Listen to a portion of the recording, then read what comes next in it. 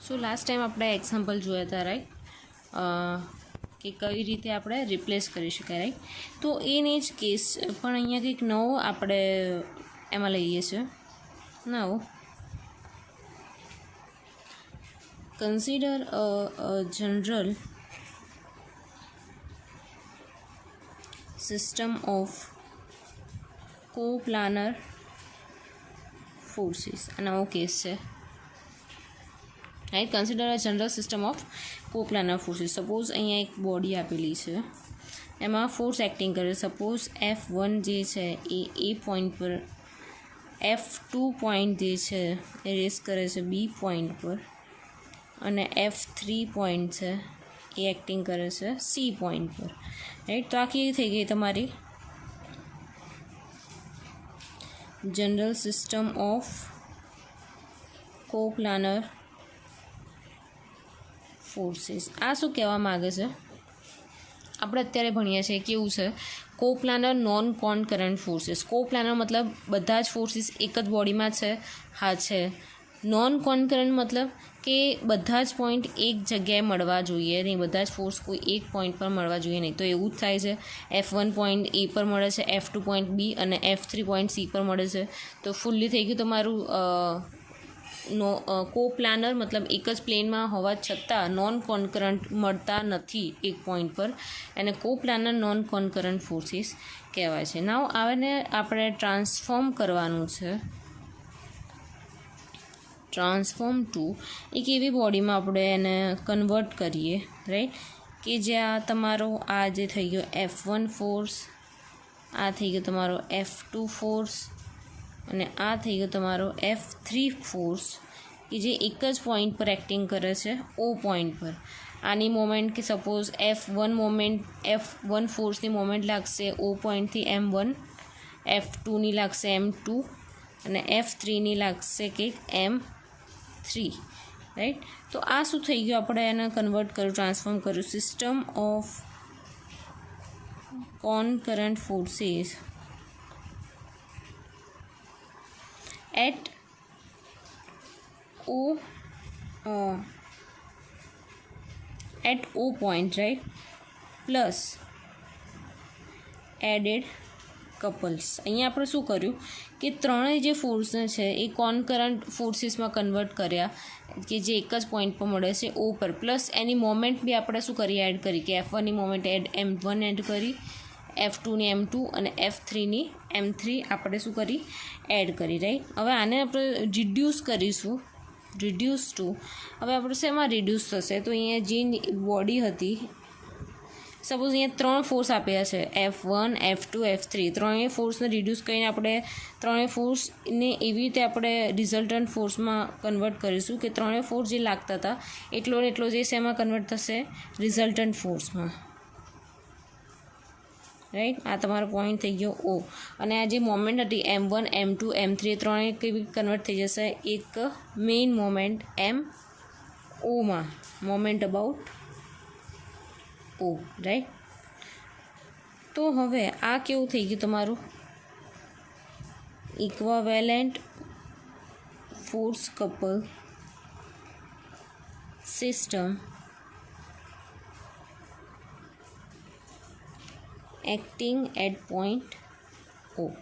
તો તમે એને ફાઇનલી બધામાંથી કન્વર્ટ, પહેલાં તો શું કર્યું, જે કોપ્લાનર નોન કોનકરન્ટ હતા એને આપણે કન્વર્ટ કર્યા કોપ્લાનર કોનકરન્ટ ફોર્સીસમાં, રાઈટ. અને એના પછી આપણે રિડ્યુસ કરીને સમેશન લઈ લીધું કે ત્રણેય ફોર્સનું સમેશન આપણે રિઝલ્ટન્ટ ફોર્સમાં કર્યું, અને ત્રણેય મોમેન્ટ આપણે કેવી રીતે કપલ કરી, મર્જિંગમાં મોમેન્ટ અબાઉટ O કન્સિડર કરી. હવે અહીંયા કંઈક ઇમ્પોર્ટન્ટ નોટ્સ છે, જેમ કે first one is a general system of forces can be reduce to a force couple system at any given point, right. એટલે કોઈ બી એક પોઈન્ટમાં તમે એને કન્વર્ટ કરી શકો છો.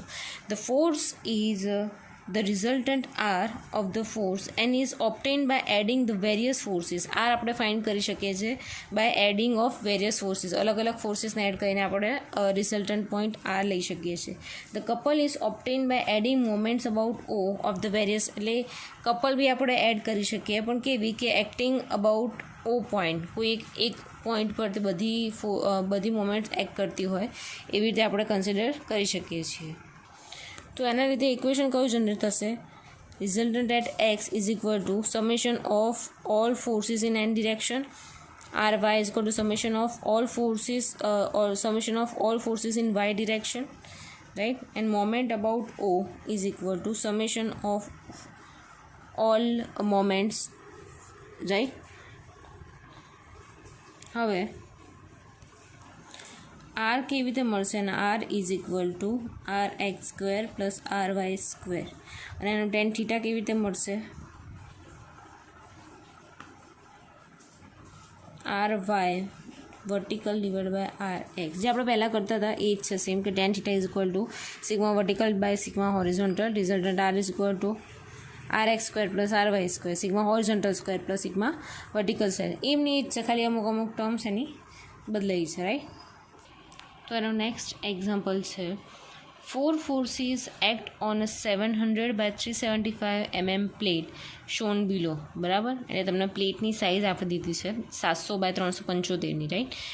Replace the system of forces with an equivalent force couple system at point O. હવે આગળની મેં તમને થિયરીમાં સમજાવી દીધું કે આગળની થિયરીમાં શું હતું કે એક પ્લેનમાં તો હતા પણ એક પોઈન્ટ પર કે કોનકરન્ટ નહોતા થતા, નોન કોનકરન્ટ હતા, બરાબર? તેને આપણે શું કરી નાખ્યું હતું? રિપ્લેસ કરીને સૌથી પહેલાં એને કન્વર્ટ શેમાં કર્યું?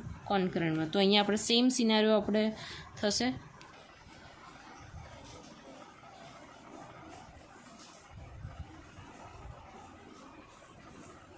રાઈટ? તમારું આ તમે ઉપરના જેવું સેમ બોક્સ અહીંયા ડ્રો કરી નાખ્યું.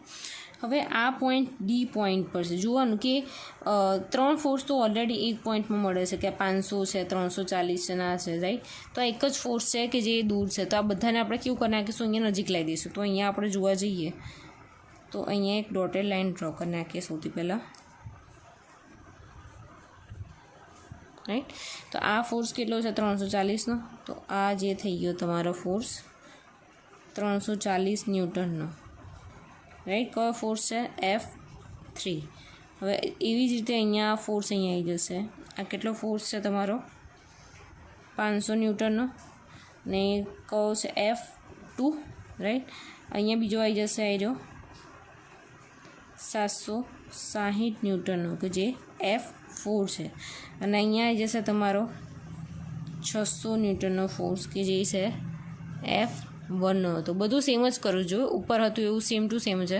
ખાલી એને શું કર્યું કે ડી પોઈન્ટ પર બધા એના ફોર્સ કેવા કરી નાખ્યા? ભેગા કરી નાખ્યા. અહીંયા બીજા બધા ડાયમેન્શન લખી દઈએ કે અહીંયા 500 mm સાઇઝ અહીંયા છે, અહીંયા છે 200 mmની સાઇઝ, અહીંયા છે 375 mmની સાઇઝ, રાઈટ? હવે આપણે મેઇન વસ્તુ શું કરવાનું કે આપણને ફોર્સ તો આપેલા છે પણ એની વચ્ચેના એંગલ આપ્યા નથી. તો આ બે ફોર્સ જે જાય છે બે વચ્ચેના એંગલ આપ્યા નથી. તો એંગલ જે આ વસ્તુ જે ફાઇન્ડ આઉટ કરવું હોય તેની માટે શું કરવું પડે? તો કે tan θ ઇઝ ઇક્વલ ટુ સામેની બાજુ ભાગ્યા પાછળની બાજુ. તો સામેની બાજુ એટલે આ 375 થઈ ગઈ. એક સાઈડ છે 375 ને બીજી છે 500, બરાબર? તો એને શોધવું હોય તો તમે કંઈક 500 ભાગ્યા 375 કરો તો એને નોર્મલી તમે ભાગાકાર કરો તો બરાબર, તો 5 × 75 જશે અને અહીંયા 5 × 100 × 500, રાઈટ? તો અહીંયા 5 હજુ બી નીકળશે કે 15 × 5 = 75 અને અહીંયા 5 × 800 તો અહીંયા 20 × 5 = 100. હવે હજુ એ નીકળશે 5 × 3 = 15 અને 5 × 4 = 20. તો એવી રીતે કેટલા વધ્યા? અંશ કહેવાય ને, તમે અંશના છેદ ઉડાડતા હતા એવું જ કર્યું છે આપણે. તો 500માં શું બાકી રહે છે? 4. તો આ 500 જે છે એનો મતલબ કેવો થઈ ગયો? અહીંયા શું આવી જશે? 4. અને 375માં કેટલું બાકી રહેશે? 3. તો એક સાઈડ આવી ગઈ 3, 4. હવે પાયથાગોરસનો ગુણોત્તર તમને યાદ હોય તો 3:4:5, રાઈટ? તો આ રિમેનિંગ સાઈડ કેવી થઈ જશે? 5ની. એવી જ રીતે આપણે આ સાઈડ ફાઇન્ડ કરીશું કે 200/375. 200/375. તો 5 કેટલાય જશે? 75. અને અહીંયા 5 જશે 40. 5 જશે 15 અને 5 જશે 8 × 5 = 40. એટલે આ રહ્યો ગયો 8/15. હવે જોવાનું કે 200ની જગ્યાએ 8 છે, એટલે કે આ 200ની જગ્યાએ 8 છે. તો મતલબ કે આવું થશે. આ જો 8 છે, રાઈટ? આનો ટ્રાયેંગલ આવી રીતે બનતું હશે. અને 375ની જગ્યાએ કેટલું છે? 15. એટલે આ છે તમારું 15.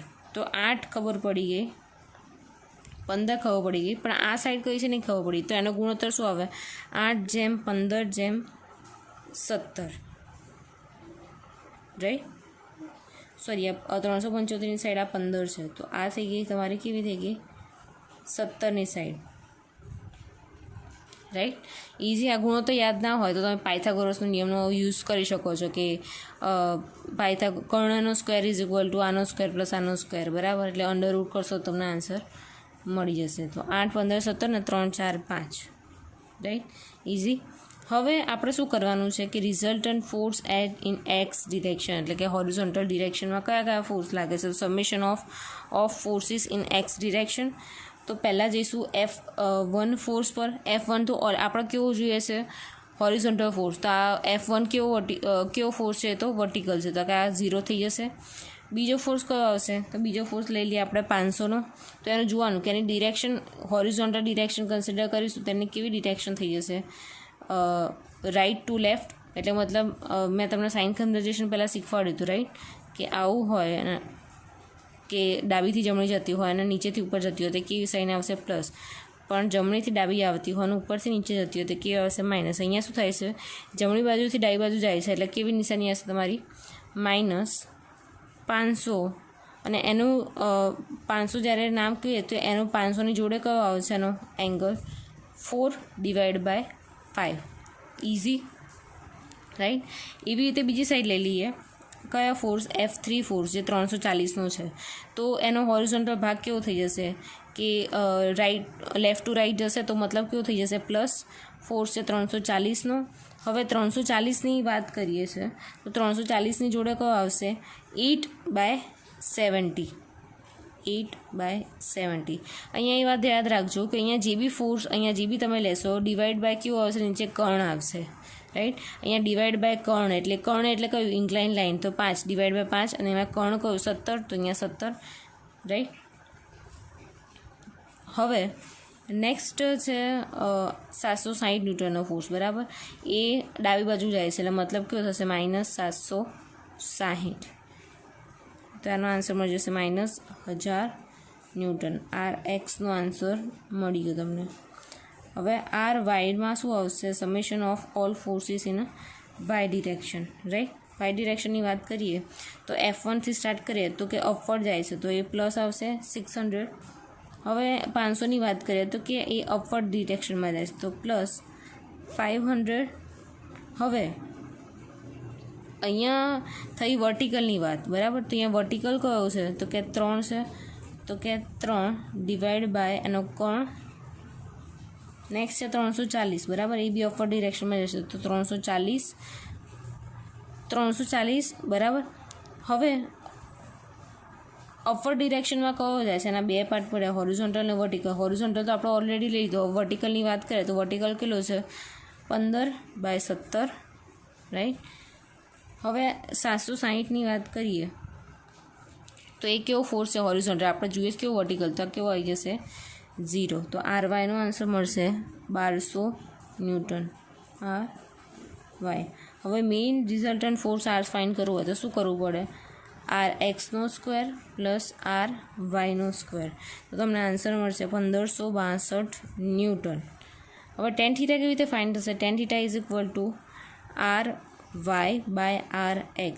RY તમારો આવ્યો 1200 અને આવ્યો તમારો 1000. તો તમારો થીટા કેટલો આવશે? 50.2 ડિગ્રી.